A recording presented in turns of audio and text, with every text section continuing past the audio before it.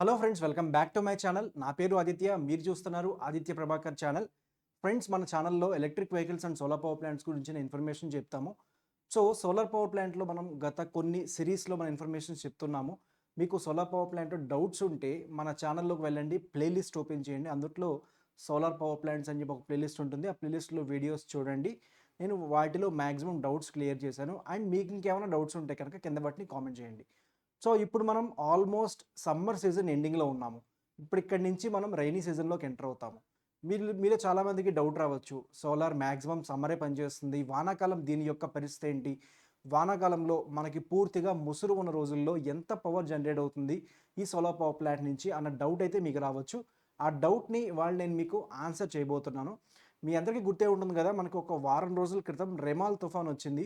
ఆ తుఫాన్ మనకి తాకలేదు గానీ వెస్ట్ బెంగాల్ ఎళ్ళిపోయింది. కానీ దాని యొక్క ఎఫెక్ట్ అనేది ఆంధ్రప్రదేశ్ మరియు తెలంగాణలో ఆ ఎఫెక్ట్ అయితే ఉంది. కొన్ని కొన్ని రోజులు మనకి వర్షాలు పడ్డాయి. ఖచ్చితంగా డేట్ చూసుకుంటే 25థ్, 24థ్ ఆ రోజుల్లో మనకి వర్షాలు పడ్డాయన్నమాట. కానీ ఇప్పుడైతే విపరీతమైన ఎండలున్నాయి. ఇంకొక వారం రోజుల్లో మన భారతదేశంలో ఋతుపవనాలు ఎంటర్ అవుతున్నాయి. సో ఇక్కడి నుంచి సమ్మర్ ఎండ్ అయిపోయి మనం రైనీ సీజన్‌లోకి ఎంటర్ అవుతాం కదా! ఇక్కడి నుంచి మనకి జనరేషన్ ఎలా ఉంటుంది? ఏ రోజు మనకి జనరేషన్ ఎంత ఉండేందుకు మనం ఎక్స్‌పెక్ట్ చేయొచ్చు? సో వానాకాలంలో సోలార్ పవర్ ప్లాంట్స్ పనిచేస్తాయా లేదా అన్న డౌట్స్ అయితే ఇవాళ నేను క్లియర్ చేయబోతున్నాను. వీడియో కనుక మీకు నచ్చినట్లయితే దయచేసి వీడియోకి లైక్ చేయండి. మీరు వీడియోని లైక్ చేస్తే ఆ వీడియోని వేరే వాళ్ళకి యూట్యూబ్ రిఫర్ చేస్తుందనమాట. సపోజ్ ఈ వీడియోకి ఒక 20,000 వ్యూస్ వచ్చాయనుకోండి. దాంట్లో 2,000 లైక్స్ వస్తే ఈ వీడియో నిజంగా హెల్ప్‌ఫుల్ ఏమో అని చెప్పి వీడియో ఇంకొంతమందికి యూట్యూబ్ పుష్ చేస్తుంది. సో మా కంపెనీ వచ్చేసి ఇందిరా గ్రీన్ ఇండస్ట్రీ అండి. IGI solar. మీకు సోలార్ పవర్ ప్లాంట్ ఇన్‌స్టాలేషన్స్ కావాలనుకుంటే మీరు కింద స్క్రీన్ పైన డిస్‌ప్లే అవుతున్న నెంబర్‌కి అయితే మీరు కాల్ చేయొచ్చు. అండ్ నా ఛానల్‌కి సబ్స్క్రైబ్ అవ్వండి. కింద రెడ్ కలర్ సబ్స్క్రైబ్ బటన్ అయితే ఉంటుంది. ఇకపైన నేను పెట్టే సోలార్ యొక్క కంటెంట్ అనేది పూర్తిగా మన ఛానల్‌లో రాబోతుంది. సో ఇక్కడ నేను ఎక్స్‌ప్లెయిన్ చేయబోయే డేటా వచ్చేసి మేము పెట్టిన ఒక సోలార్ పవర్ ప్లాంట్‌కి సంబంధించిన డేటా. ఆ రోజు ఫుల్లుగా వర్షం పడింది. అసలు ఎండ అనేదే లేదు. ఆ రోజు ఇవాళ మీకు నేను చెప్పబోతున్నాను. ఈ డేటా మా దగ్గర ఎలా ఉంటుందంటే, మనం ఈ ప్లాంట్ ఇన్‌స్టాల్ చేసినప్పుడు వాళ్ళకి మనం ఒక డేటా లాగర్ పెడతాము. కరెక్ట్‌గా చెప్పాలంటే ఒక మోడెమ్ మనం పెడతాము. ఆ మోడెమ్ నుంచి ఇన్ఫర్మేషన్ మొత్తం వెబ్‌సైట్‌లోకి వెళ్ళిపోతుంది. అక్కడి నుంచి మనకి ఫోన్‌లో, యాప్స్‌లో మనకి డీటెయిల్స్ అనేవి వస్తాయన్నమాట. ఇక్కడ మీరు చూస్తున్నారు కదా! మనం ఇచ్చే అప్లికేషన్ ఇలా అయితే ఇవ్వడం జరుగుతుందండి. పలానా టైంలో అంటే ఇప్పుడు నేను రికార్డ్ చేస్తుందొచ్చేసి మే 30వ తారీఖు మధ్యాహ్నం 1:00, 12 గంటలకి నేనైతే ఈ స్క్రీన్‌షాట్ నేను తీశాను. అక్కడికి ఈ పవర్ జనరేషన్ వచ్చేసి మనకి అంటే ఈ టైంకి 66% ఆఫ్ జనరేషన్ ఉంది. దాంట్లో 2.21 కిలోవాట్ దాకా పవర్‌ని తయారు చేస్తుందనమాట. సో ఇక్కడ మీరు చూసుకుంటే ఒక రోజు నేను డేటా ఓపెన్ చేశాను. ఇది మే 25, 2024. ఇక్కడ మీరు చూడొచ్చు డేట్ కనిపిస్తుంది కదా! మే 25, 2024. ఇక్కడ ఇది మీకు కనిపిస్తుందొచ్చేసి టైం అండి. ఇక ఇది రాత్రి 12 గంటలు, మధ్యాహ్నం 12 గంటలు, సాయంత్రం 6 గంటలు. ఇక్కడ మీకు కనిపిస్తున్న డేటా వచ్చేసి ఆహ్, జనరేషన్ వాట్ అవర్స్ అనమాట. ఇప్పుడు 3.3 కిలోవాట్ మనం ప్లాంట్ పెట్టాం కదా! ఇది మామూలు రోజుల్లో ఇక్కడ మీకు 3 కిలోవాట్, 2 కిలోవాట్ దాకా చూపిస్తుంది. అలాంటిది మీకు నేను కరెక్ట్ ఎగ్జాంపుల్ చెప్తాను.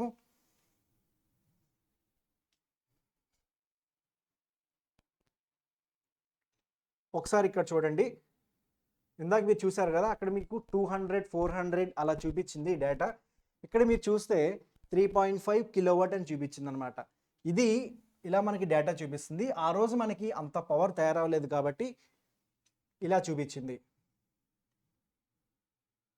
చూడండి. అంటే ఆ రోజు విపరీతమైన ముసురు ఉంది. విజయవాడలో విపరీతంగా వర్షం పడింది. ఆ వర్షం పడ్డ రోజు మనకి హైయెస్ట్ జనరేషన్ వచ్చేసి కేవలం 400 వాట్స్ మాత్రమే జనరేషన్ అయిందనమాట.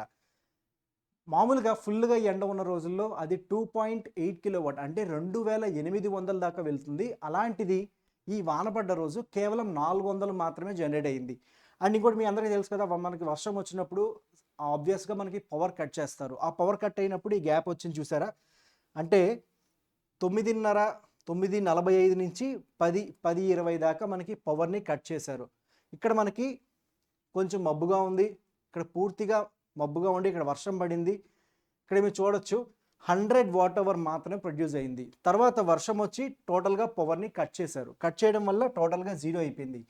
ఇవి ఆన్ గ్రిడ్ ప్లాంట్స్ అండి. ఆన్ గ్రిడ్ ప్లాంట్స్‌లో ఏమవుతుందంటే వానొస్తున్నప్పుడు మనకి పవర్‌ని ఆపేస్తారు. పవర్‌ని ఆపేసినప్పుడు టోటల్‌గా ఈ ప్లాంట్ కూడా ఆఫ్ అయిపోతుంది. ప్లాంట్ ఆఫ్ అయిపోవడం వల్ల డేటా ఆ టైంలో మనకి రాదు. ఆ టైంలో మనకి జనరేషన్ ఉండదన్నమాట. మళ్ళీ ఎండొచ్చింది. అదే కొంచెం వాన తగ్గింది. వాన తగ్గిన తర్వాత మళ్ళీ జనరేషన్ మధ్యాహ్నం 1 ఆ టైంలో 400 వాట్స్ దాకా వెళ్ళింది. సో, తర్వాత మళ్ళీ 2 గంటలకి వర్షం వచ్చింది.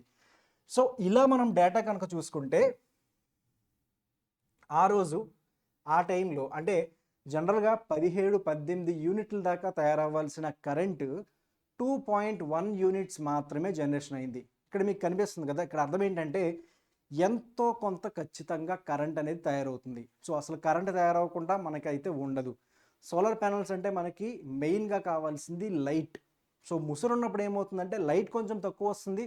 కానీ ఎంతో కొంత జనరేషన్ కనీసం అంటే వరస్ట్ కేస్ వచ్చేసి 400 వాట్ లేదా 100 వాట్ అనేది ఖచ్చితంగా తయారైతే ఉంటుందన్నమాట. ఆ రోజు ఈ ప్లాంట్ వచ్చేసి 2.1 యూనిట్ తయారయింది. సో, ఈరోజు మనం చూసాం కదా! నెక్స్ట్ డే చూద్దాము. ఇదొచ్చేసి మే 16న డేటా అండి. ఇది నాకు నిజంగా షాక్ వచ్చిందనమాట. నాకొక షాక్ లాగా తగిలింది. అదేంటంటే మనం పెట్టిన ప్లాంట్ 3.3 కిలోవాట్ మాత్రమే. 3.3 కిలోవాట్ ప్లాంటు ఒకానొక టైంలో అంటే 11 గంటలకి 3.5 కిలోవాట్ దాకా పవర్‌ని తయారు చేసింది. ఇది ఎందుకంటే ఆ ముందు కరెక్ట్‌గా వర్షం పడింది. వర్షం పడడం వల్ల ఏమైంది? ప్యానెల్స్ క్లీన్ అయ్యాయి. ఆ క్లీన్ అవ్వడం వల్ల జస్ట్ ఒక 5 మినిట్స్ దాకా మనకి పవర్ అయితే చాలా ఎక్కువొచ్చింది. 3.5 కిలోవాట్ దాకా పవర్ అయితే వచ్చిందనమాట. ఈ మే నెల నిజంగా చాలా దెబ్బేసింది. సోలార్ పవర్ ప్లాంట్స్ వాళ్ళకైతే మే నెల కొంచెం ప్రాబ్లమే అని చెప్పుకోవచ్చు. ఎందుకంటే ఎండలు బాగా తగ్గాయి కాబట్టి. సో, ఇక్కడ మీరు చూసుకుంటే ఒక పర్ఫెక్ట్ డేటా అనేది లేదు. చూస్తున్నారా? కాసేపు ఎక్కువుంది, కాసేపు తక్కువుంది. ఇక్కడ ఏమైందంటే విజయవాడలో వర్షాలు పడుతున్నాయి, మళ్ళీ ఆగుతున్నాయి, మళ్ళీ ఎండొస్తుంది. అలాగా ఎండ దోబూచులాడుతూ వచ్చింది కాబట్టి మనకి జనరేషన్ ఇలా ఉందన్నమాట. ఆ రోజొచ్చేసి పవర్ జనరేషన్ 13.7 యూనిట్ల పవర్‌ని తయారు చేసిందనమాట. ఆ రోజు మీకు క్లియర్ అయింది కదా! నెక్స్ట్ నేను ఇంకో రోజు ఓపెన్ చేస్తా. ఇదొచ్చేసి మే 17. మే 17న కొంచెం ఎండ ఆ రోజు కూడా పెద్దగా లేదని చెప్పుకోవచ్చు. ఇదైతే ఆ రోజున 7.7 యూనిట్ల పవర్‌ని తయారు చేసింది. 3 కిలోవాట్ ప్లాంట్ ఆ రోజుకొచ్చేసి 7.7 యూనిట్ల పవర్‌ని తయారు చేసింది. చూస్తున్నారా? 0.8 అంటే 0.8 ఉందంటే ఆ టైంలో బాగా ముసురుందని అర్థం. మార్నింగ్ 9కి, 10కి వర్షం పడిందని అర్థం. దాని తర్వాత వర్షం తగ్గిపోయి 2 గంటలకి ఎండొచ్చింది. సో, ఇలా చెప్పుకోవచ్చు మనము. ఆ రోజు మనం నెక్స్ట్ డేటా కనుక చూస్తే ఇది మేము ఆల్రెడీ చూసాం కదా! ఇది మనం ఆల్రెడీ చూసాం కదా! 3.5 మీకు వచ్చింది చెప్పాను కదా నేను మే 16న.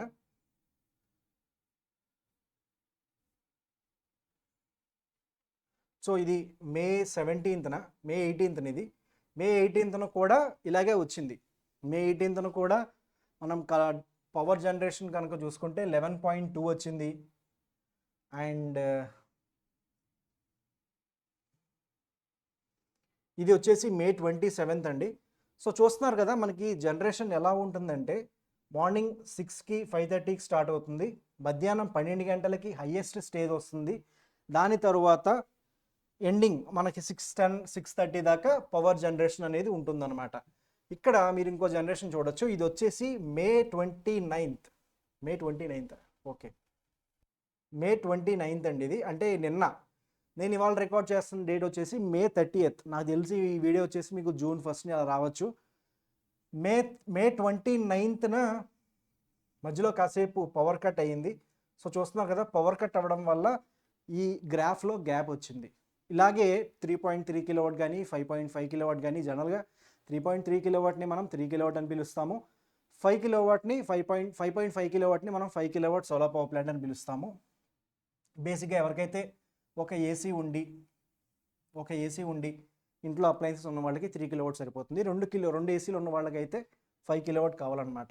ఆ రోజున జనరేషన్ అంటే నిన్న జనరేషన్ వచ్చేసి 12.7 యూనిట్స్ దాకా జనరేషన్ అయింది.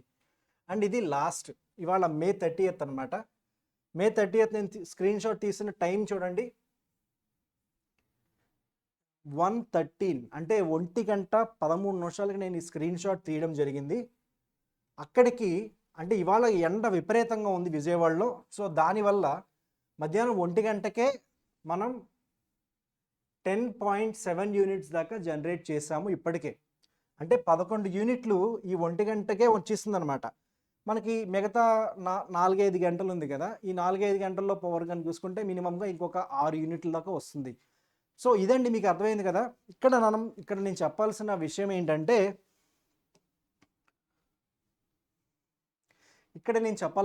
ఏంటంటే, సోలార్ పవర్ పూర్తిగా ఆగిపోదు. అలాంటిది మనం ఎంతో కొంత పవర్ని మనం జనరేట్ చేస్తాము. సో దీని ద్వారా మనం చూసుకుంటే కనుక మనం రెయినీ సీజన్లో ఎంతో కొంత పవర్ వస్తుంది.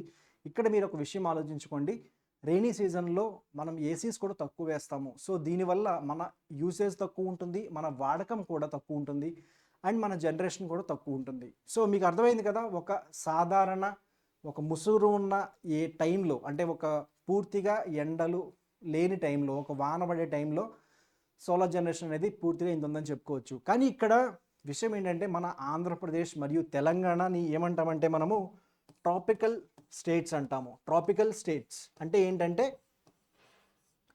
ఎండ అనేది మనకి ట్రాపికల్ స్టేట్స్ అంటే ఏంటంటే మనకి ఎండ ఎక్కువ ఉంటుంది, వాన పడే రోజులు మనకి చాలా తక్కువ ఉంటుంది. అదే బెంగళూరు అనుకోండి, మనకి వాన పడే రోజులు ఎక్కువ ఉంటుంది, పైగా ఎండ కూడా కొంచెం తక్కువ ఉంటుంది. సో మన స్టేట్స్లో జనరేషన్ చాలా ఎక్కువ ఉంటుంది. మనకి ఇరిడేషన్ లెవెల్స్ కూడా మన ఆంధ్రప్రదేశ్ మరియు తెలంగాణలో ఎక్కువ ఉంటాయి.